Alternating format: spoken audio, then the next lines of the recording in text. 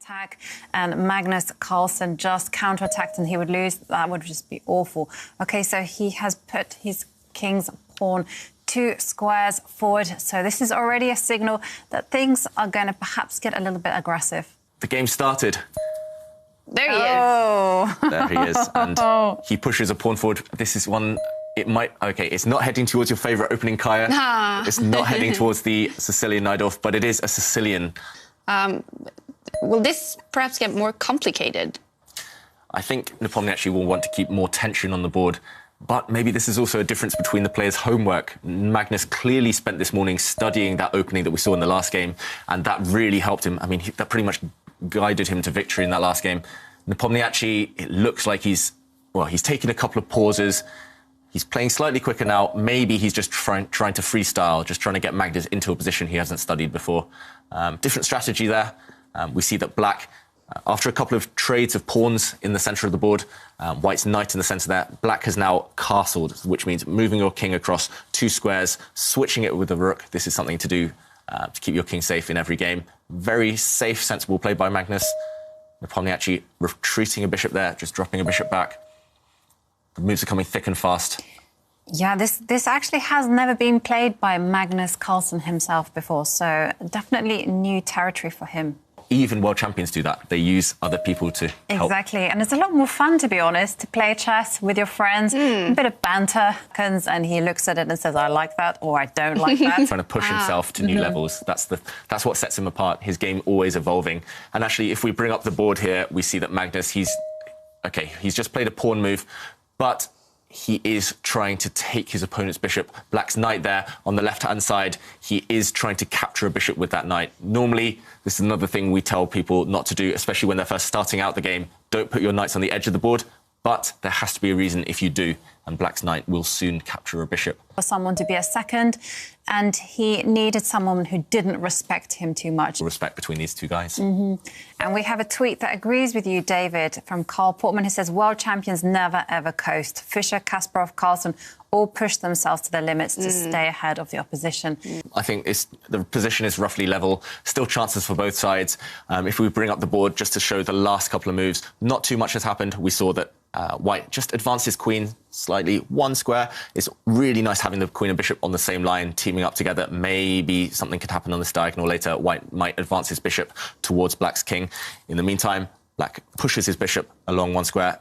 This is the dream diagonal for every bishop. You want to be on as long a diagonal as possible. Pawns are going to try and block out this Black bishop over here on the left. So very sensible stuff from both sides. Early days and Magnus Carlsen's last move, bringing a rook into the game. Early days, Ivanka likes Black, I like White. Let's see who's going to be proven correct.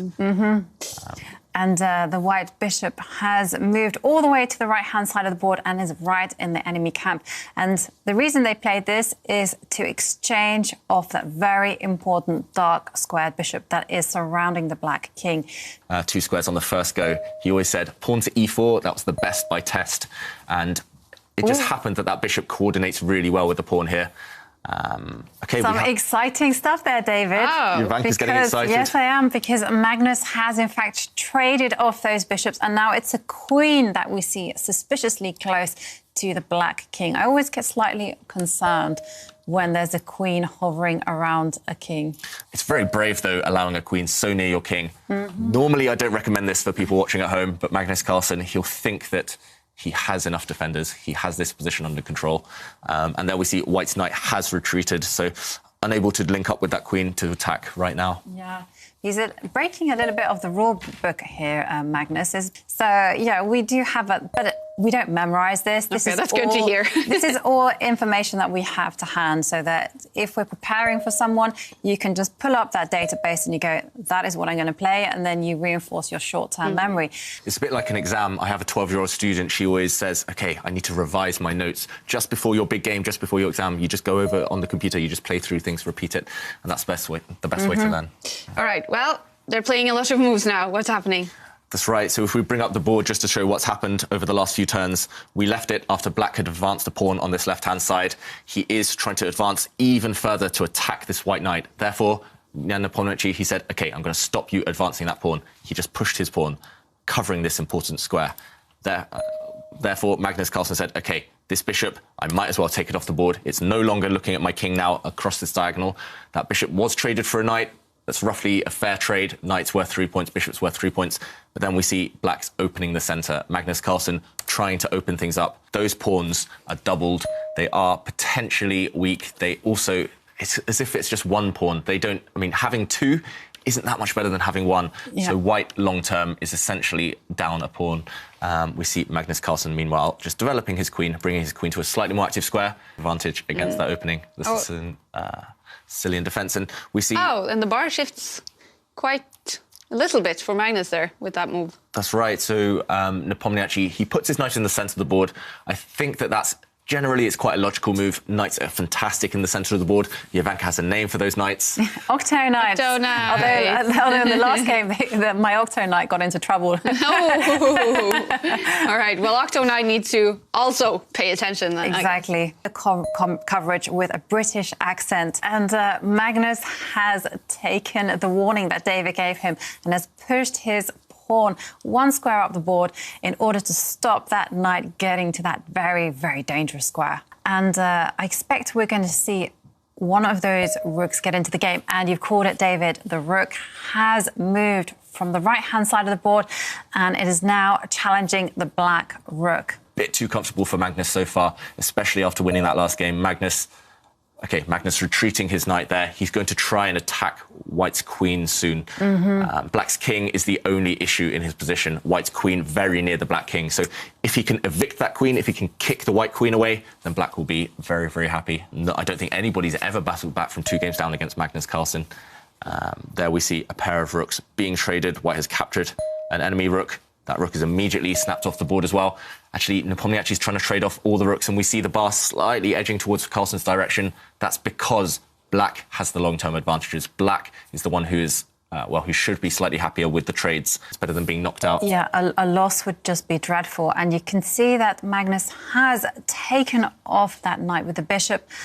And I'm expecting some big trades coming in, but I'm very worried. I'm very worried because black's queen is just so beautiful.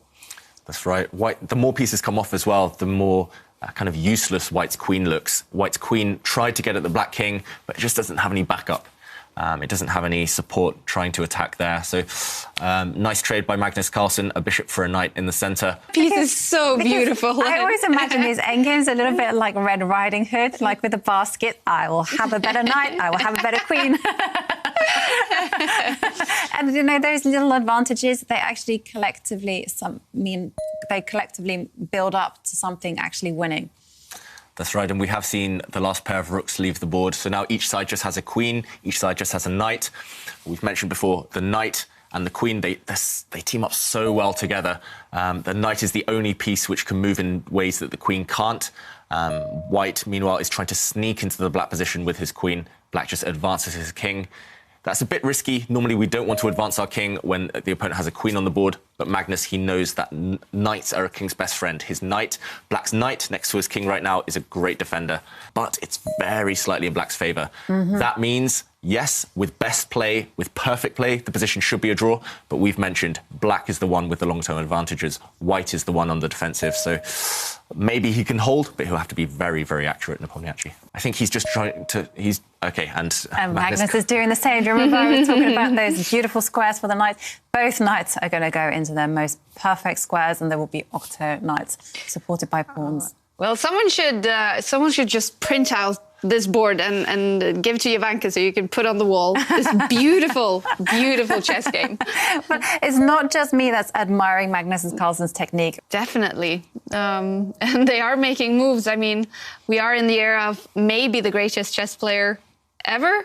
And we know maybe the greatest football player ever died a few days ago. So we are lucky to be alive in this era. And wow, what is happening on the board? I see the bar shifting over to Nepomniachtchi's side. That's right. A bit of a strange move there by Magnus Carlsen. He just advanced his knight 2 moves ago, but now he has retreated again, so he's actually lost a bit of time. He's trying to trade off white's knight here in the centre of the board. Black wants to exchange pieces. We mentioned long-term. Black is doing great, so black wants to trade off pieces. But maybe white has an opportunity here. Maybe white can say, I'm not going to let you trade knights, but I will let you trade queens. And Nepomniachtchi, he's frowning. Maybe he's seen this move. He could zoom his queen all the way up the board. And he's done it. And he's done it. And the queen's going to get traded. The queens have been traded. Now we see white is the one attacking. This pawn cannot be defended. White is about to win a pawn on the left side of the board. I think Magnus Carlsen, he just forgot that this pawn would disappear, and he's trying to fight back. Has he blundered? Yes. Terribly. Yes. Just as we were saying, he's great at keeping control. He's lost control completely. And we see black, he was going for this central pawn. He saw this pawn was not defended. I mentioned it earlier. But if black takes it now, his whole left-hand side will disappear. Suddenly, white will have 3 against none. Those pawns will, I mean, it's going to be a pawn race. Those pawns will run down the board. Is Magnus now losing this game? It's a race, Kaya. It's a complete race because Magnus is a pawn down, but you can see he's using that extra pawn that he has in the centre and he's trying to get them motoring, and it all will turn on whether Nepomniachtchi can mobilise the pawns on the left-hand side of the board. If they can get going, well, then I think it will be game over for Magnus. That's right. If we imagine the board splits into halves, on the right side, Magnus has a 4 versus 3 advantage, but that's very difficult. It's very difficult to create one big important pawn. Nepomniachtchi, he has a 3 versus 1 advantage on the left side, and that's why now we will see those pawns starting to advance. There we go. White has advanced a pawn on the left side, right at the corner there. White is going to try and make use of that 3 versus 1 advantage. It's a bit like sport now. It's a bit like football.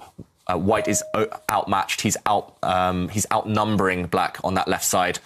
It's looking difficult for Magnus. He just has to hold that that left side and hope that his counterplay, that he can distract his opponent on the right side of the board. It's difficult. It's going to be a race, as Jovanka mentioned. It's going to come down to 1 move, 2 moves, and Nepomniachtchi's time is ticking. Definitely is. He's turned the position around. He needs to make sure that he's quick enough now, though. They have to navigate with so little time on the clock, only 2 minutes and 20 seconds for Jan Nepomniachtchi now. The clock is ticking, but he is in a winning position. Can he find the right moves with so little time on the clock?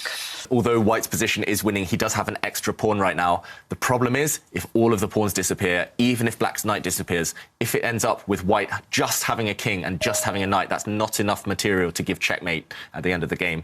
So he needs to make sure that either he gets a pawn to the end of the board and makes a new queen, or he wins the black knight before that, but keeping pawns on the board. He needs to keep pawns. And there we see Magnus Carlsen trading off a set of pawns. Magnus edging closer to the draw very slightly.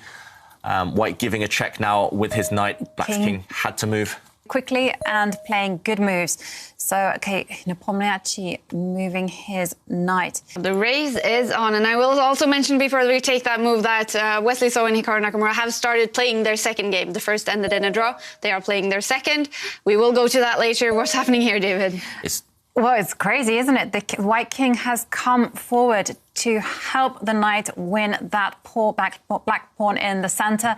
And Magnus has gone on the counterattack. He wants to win one of white's pawns on the left-hand side of the board. That's right, and one of black's pawns has disappeared here. That pawn in the centre has disappeared. Magnus Carlsen, he needs to just try and get rid of all of white's remaining pawns. White has 4 pawns left. Black needs to sacrifice his knight for some of those pawns. He needs to trade off as many as possible.